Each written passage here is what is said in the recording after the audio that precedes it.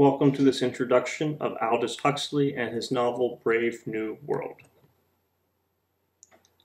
Huxley is born in England on July 26, 1894. His family are members of a prominent English ruling class and members of the intellectual elite. His father is the son of Thomas Henry Huxley, who's a great biologist who helped to develop the theory of evolution. So Huxley's background is that of great expectations so far as intellectual and academic accomplishments.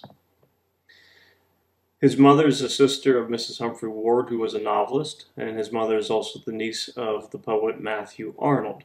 His mother was the granddaughter of Thomas Arnold, who was the educator and headmaster of the rugby school, who also became a character in the novel Tom Brown's School Days. According to Huxley's longtime friend Gerald Hurd, Huxley's ancestry brought down on him a weight of intellectual authority and a momentum of moral obligations. When Huxley was 16 years old, he was a student at the prestigious School of Eton. He suffered an eye illness which also made him blind. However, he was able to attend Oxford University and graduate with honors. Due to the eye injury, he was not able to fight in World War I, nor was he able to engage in scientific work. Later, he becomes an author and screenwriter, published his first book, a collection of poems, in 1916. All told, Huxley would end up publishing 47 works, a collection of poetry, novels, plays, screenwrites for Hollywood. So he has a variety of works that he is able to complete over the course of his lifetime. In 1912, he marries Maria Nice. They end up having one child, a son, Matthew. And during this time, the family travels to London and Europe, mostly in the 1920s. This would be post-World War I. And also around the whole entire globe, the family travels in 1925 and 1926. These experiences of traveling throughout Europe and the world in the early 20s provides a lot of the material that he is able to use in Brave New World. Example would be in Italy, Benito Mussolini led an authoritarian government that fought against birth control in order to produce manpower for the war.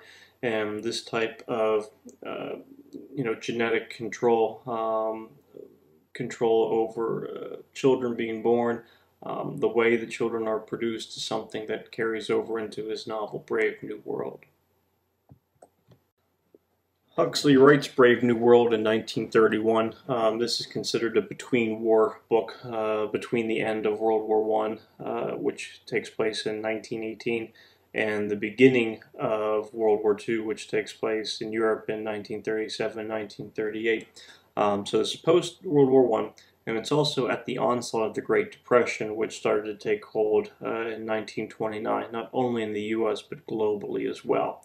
Other points to consider is this is prior to Hitler and Stalin coming to power in both Germany and the Soviet Union, Russia, before those two became responsible for the deaths of millions of people. The novel takes him 4 months to write, and it is published 3 years after his bestseller Point Counterpoint, which is published in 1928. Huxley also writes 6 books of stories, essays, poems, and plays in those 3 years, and he would go on, as mentioned, to produce 47 other books before he dies. In the 1950s, he becomes interested in LSD, and he took LSD over a dozen times in 10 years, and it is said that he was looking for a drug that would allow him to escape from himself. At this point, he is working primarily University of California, Berkeley, and really is becoming more of a social critic than anything else at this point. He ends up dying November 22nd, 1963. Many of you will recognize this date as the date that John F. Kennedy was assassinated in Dallas, Texas. Some important terms to take note, be aware of when it comes to reading Brave New World. Certainly the concept of utopia, which would be an imaginary, indefinite place of ideal perfection, especially in laws, government, and social conditions. Utopia is really first brought to the forefront by Sir Thomas More, which we discussed a little bit about in our last couple lessons with George Orwell's 1984. In this book, Brave New World, you could consider that the world is either of the state a utopia, or is it in fact a dystopia, where maybe people aren't really as happy as would be expected. But at the beginning of the book, the world that is being described would be more of what would be expected as a utopia from a lot of folks' point of view. Totalitarianism is a political concept that the citizen should be totally subject to an absolute state authority. And then also caste system, which is division of society based on differences of wealth, inherited rank or privilege, profession, occupation, or race. Caste system is something that at this point, when Huxley would be writing in the 1930s, early 1930s, is very prominent in Hindu countries, especially India, has very formal, rigid caste systems for their citizens.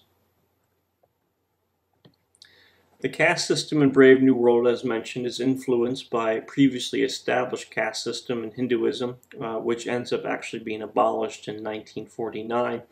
Caste systems were created by predestination and their function in society.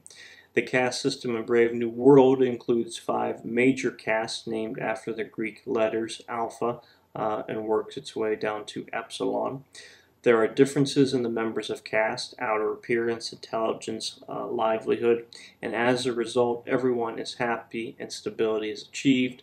It's also part of the caste system in which an alpha knows that it does not want to interact, communicate with betas, and so on and so forth.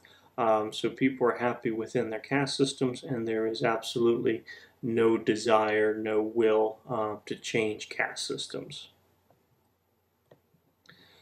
Brief introduction to the book. When it starts off, you have the director of the center, or the DHC, who is administrator in the year 623 AF. AF ends up meaning after Ford, and this would be a reference to Henry Ford, the American automotive manufacturer. So this takes place in 623 AF of the Central London Hatchery and Conditioning Center. The director runs a futuristic baby factory where the assembly line production of genetic casts is streamlined and controlled, and maturing youngsters are conditioned to be happy about their state allotted roles in life. And so in this process also would be when young children become aware that they do not want to switch caste systems, switch places within the given society. So unlike 1984 with Orwell's book, where it takes place in 1984, which would only be roughly 35 years within the future when it is published, this is much more of a futuristic novel taking place about 600 years after Huxley would be writing this novel. The structure of the world, or there are 10 world controllers, 10 people who essentially are controlling the state. So again, you have this totalitarian regime, and you have the 5 castes of alphas, betas, gammas, deltas, epsilons. Alphas would be the higher up, more of the elite. Epsilon would be the bottom structure within the caste system. The function of the caste system in Brave New World seeks to create happiness for everyone. Everyone is happy to belong to his or her caste. The caste system is needed to cover every little part of the processes that form the society, and everyone works for everyone. Some interesting things for you to look at while you're reading Brave New World would be kind of a compare and contrast of what's taking place in 1984. How these dystopia worlds are different from one another. Is Huxley promoting a different message than what George Orwell was in 1984, or do they end up being rather similar? essentially what is going to be the downfall of humans will be a point for you to consider. While reading, always try to keep in mind themes, take a look for symbols and whatnot, and certainly in the next unit, in the next lesson, we'll be able to go in a little bit more in depth and detail with those symbols and themes that are apparent throughout Brave New World. Hope you enjoy the book. Good luck.